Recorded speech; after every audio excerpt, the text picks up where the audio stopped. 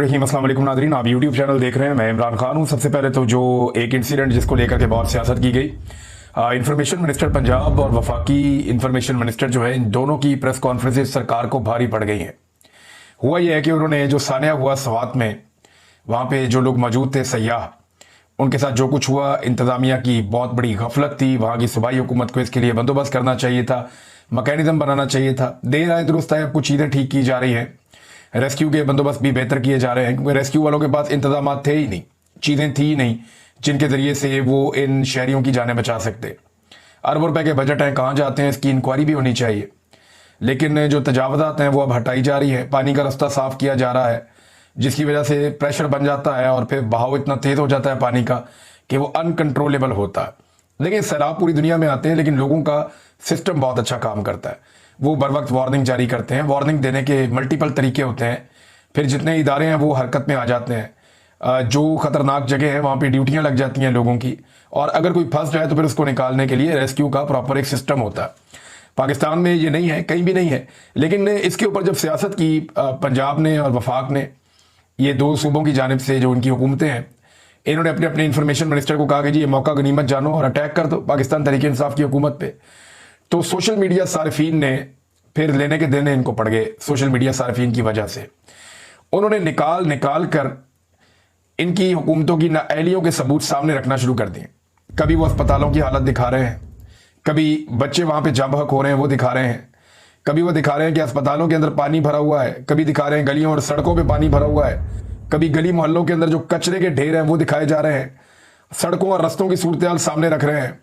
तो एक एक ऐसी चीज़ जो पंजाब हुकूमत ने बहुत बुरी की है, इनकी नालायकी, इनका नकम्मापन, वो सारा कुछ निकाल कर सामने रखा जा रहा है। और वफाक के साथ भी यही किया जा रहा है। तो जब आप एक चीज़ को अपनी सियासत के लिए इस्तेमाल करते हैं, एक अफसोसनाक वाक़े को, तो उसके बाद वापस वही चीज़ आपके ऊपर आती है। और अगर नालायकी का और नकम्मेपन का कोई एक मुकाबला करवाया जाए, तो मुझे नहीं लगता कि शरीफ खानदान का कोई मुकाबला कर सकता है। इन्होंने लगभग 30-40 साल इक़्तिदार के मज़े लिए, लेकिन एक भी अस्पताल ऐसा नहीं बनवा पाए जहाँ पे ये अपना इलाज करवा सकें। एक भी स्कूल ऐसा नहीं बनवा पाए जहाँ पे ये अपने बच्चों को पढ़ा सके। एक भी सिस्टम ऐसा डेवलप नहीं कर सके जो इनके रहने के काबिल हो। ये फिर भागते हैं पाकिस्तान से बाहर और उन मुल्कों में जाकर रहते हैं जहाँ पे इनकी औलाद खुश रहती है। इनकी ईदें, शबरातें, इनके त्यौहार वो बैरून मुल्क ही होते हैं। बहरहाल मीडिया या आज़ाद शहरी जो है वो इस पर तनकीद कर सकते थे जो खैबर पख्तूनख्वा में हुआ और जो दरिया स्वात के अंदर इंसिडेंट पेश आया, बड़ा अफसोसनाक। मीडिया को भी तनकीद का हक है, जो आम शहरी हैं पाकिस्तान के उनको भी तनकीद का हक है। लेकिन कम से कम जो दूसरे हुक्मरान हैं जिन्होंने नाअहलियों और नालायकियों के वर्ल्ड रिकॉर्ड बनाए हैं, बदउनवानियों के वर्ल्ड रिकॉर्ड बनाए हैं, वो किसी सूरत भी तनकीद नहीं कर सकते। ये चेहरे इस काबिल नहीं है कि ये दूसरे के ऊपर तनकीद करेंगे तुमने अच्छा काम क्यों नहीं किया। हालात इनके ये हैं नाजरीन के इस वक्त तनख्वाहों में भरपूर इजाफे से पेट नहीं भरा। वजीरों का, हुकूमत के अरकान का, पार्लियामेंटेरियंस का। आप सब जानते हैं कि इन्होंने बहुत ज़्यादा तनख्वाहें बढ़ाई हैं। कई 100% तनख्वाहें बढ़ा दी गई, कई गुना बढ़ा दी गई।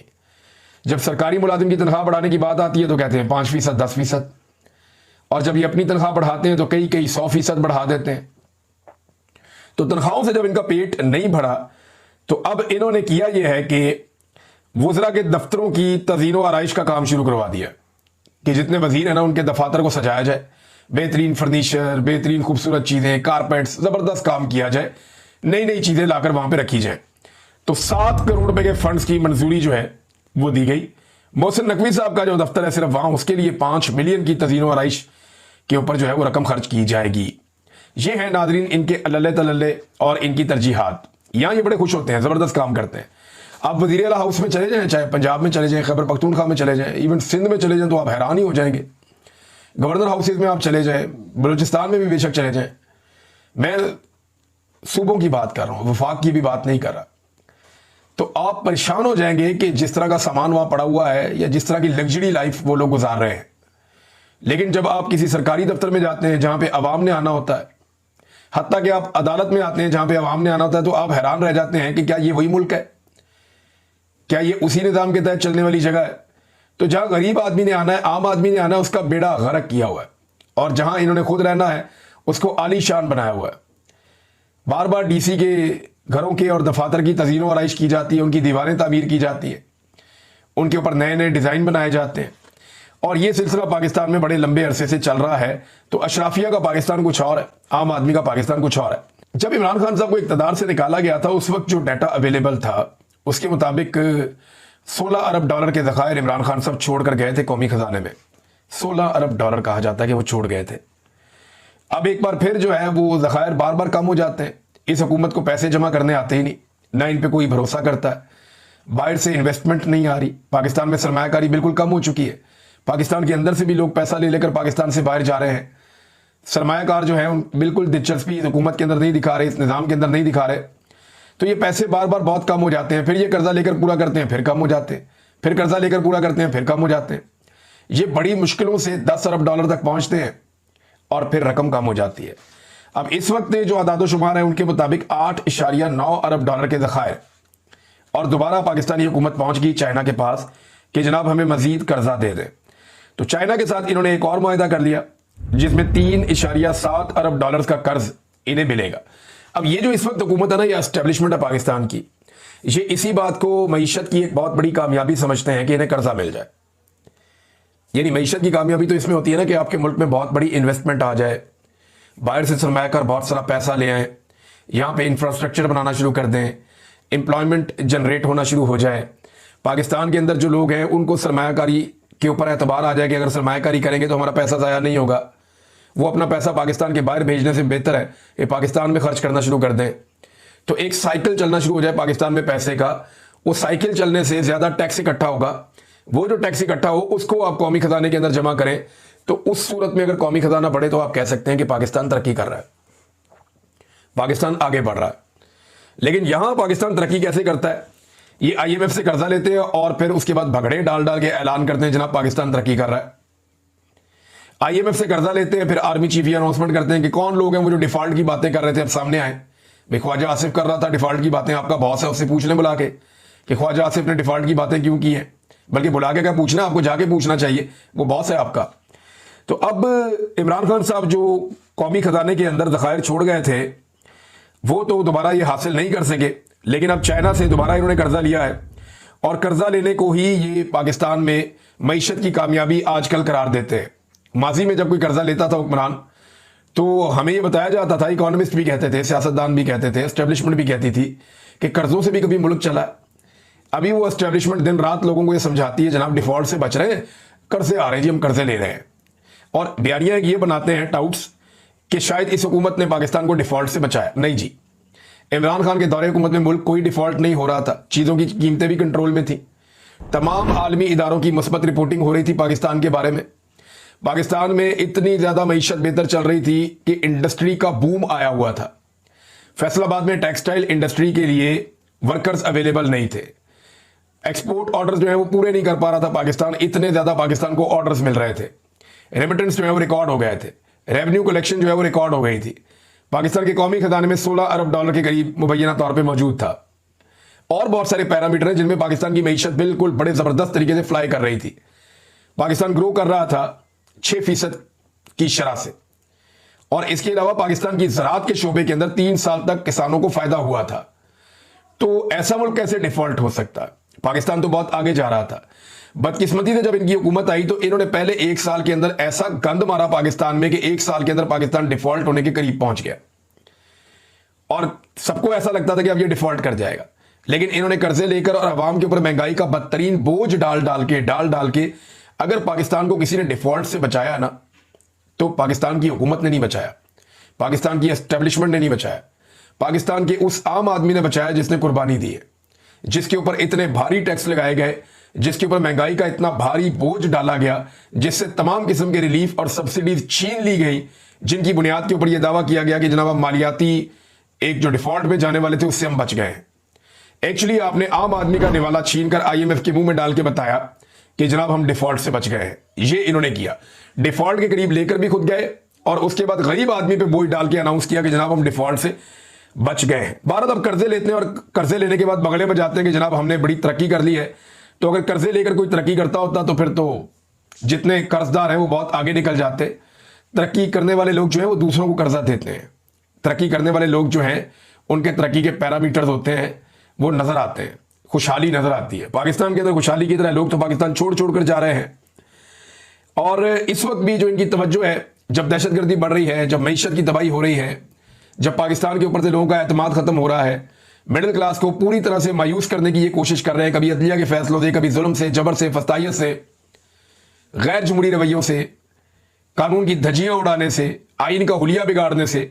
जहां ये पाकिस्तान की मिडिल क्लास को मायूस करने की कोशिश कर रहे हैं, वहीं पे एक नई खबर ये आ रही है और इस्लामाबाद में ये बाज़गश्त चल रही है। बहुत सारे लोग ये बात कर रहे हैं कि शायद आने वाले वक्त में एक नई आईनी तरमीम लाई जाएगी, जिससे हो सकता है कि ये पार्लियामान की मुद्दत भी लंबी कर लें।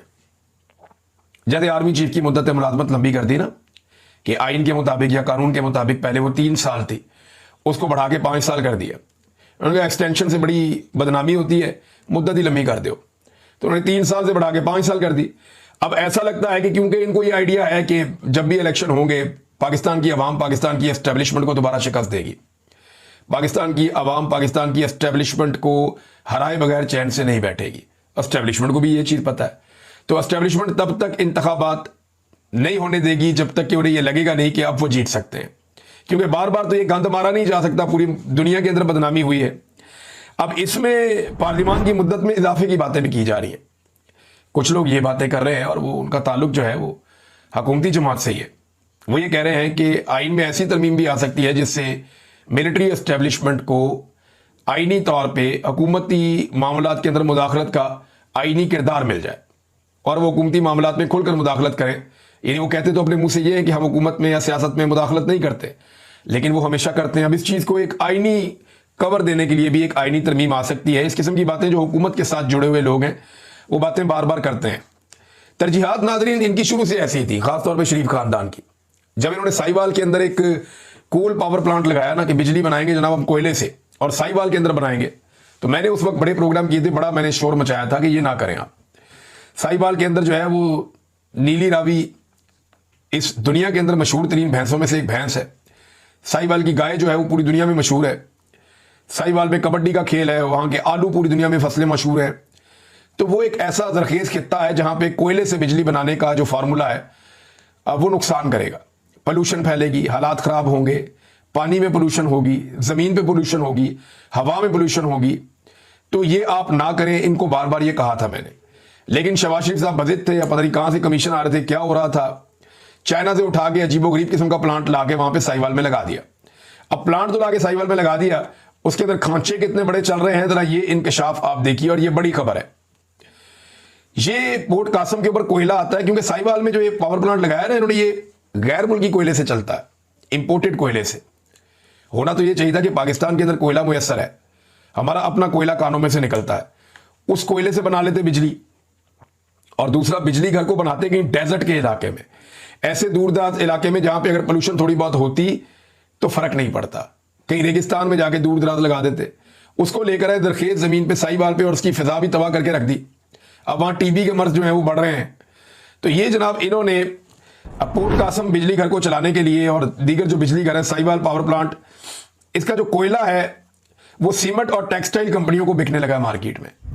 होता यह है कि इंपोर्टेड कोयला आता है बड़े बड़े बहरी जहाजों में भर के, ये बड़ा महंगा कोयला होता है, इसको वहां पे चोरी किया जाता है और ये कोयला नेशनल हाईवे पर कायम गोदामों में जमा मुख्तलिफ सीमेंट और टेक्सटाइल कंपनियों को फरोख्त होने लग गया है। 3 बहरी जहाजों से जैसे ही कोयला निकालकर पोर्ट कासम से बाहर लाया जाता है, ट्रांसपोर्टर्स की मिलीभगत से माफिया मुख्तलिफ गोदामों में चोरी का कोयला उतार कर गैर मेयारी कोयला लोड करके साहिवाल भेज देते हैं। यानी वहां पे एक तो उन्होंने पहले पावर प्लांट लगाया, जो बहुत बड़ा जुर्म है इसके माहौलियाती नुक्ता नजर से, यह किया पहले शहबाज शरीफ ने। और उसके बाद वहां पे 2 नंबर कोयला अब जलाया जा रहा है, जो इंपोर्टेड कोयला है वो जा रहा है उधर मिलों में, फैक्ट्रियों में, और वो वहां पे उसको इस्तेमाल कर रहे हैं। और यहां पे जो है वो लोकल कोयला जो है, 2 नंबर कोयला जिसे कहते हैं बाद औक़ात लोग, तो जिसकी क्वालिटी अच्छी नहीं है, वो यहां पे जलाया जा रहा है ताकि लोगों को ज्यादा नुकसान हो जाए। ये है नाज़रीन पाकिस्तान के अंदर इंसाफ और कानून, और ये हैं इनकी तरजीहात। नाज़रीन एक और खबर है, और ये फ़लस्तीन के हवाले से बड़ी अफसोसनाक खबर है, मैं आपके साथ शेयर कर देता हूं। फ़लस्तीन में जंगबंदी के बाद से लेकर अब तक रोज़ाना की बुनियाद पे बच्चों को शहीद किया जा रहा है। और फ़लस्तीनी शहरियों को भी शहीद किया जा रहा है।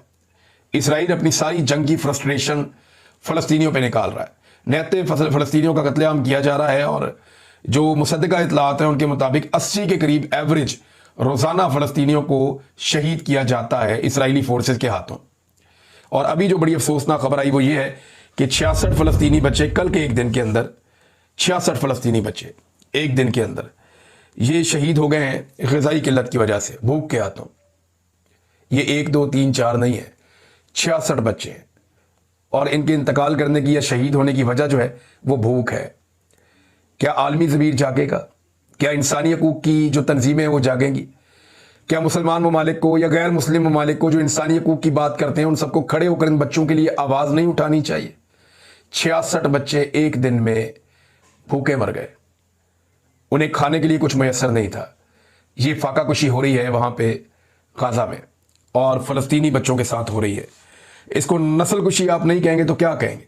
इंतहाई अफसोसनाक सूरत हाल है और कोई भी इसको रोकने में अभी तक कामयाब नहीं हो रहा। अमेरिका ने यह ज़रूर कहा है कि अगले हफ्ते से जंगबंदी हो जाएगी, सब उसका इंतज़ार कर रहे हैं, देखते हैं क्या होता है। पाकिस्तान को इस पर आवाज़ ज़रूर उठानी चाहिए। अब तक के लिए इतने, अपना ख्याल रखिएगा, अपने इस चैनल का भी। अल्लाह हाफ़िज़।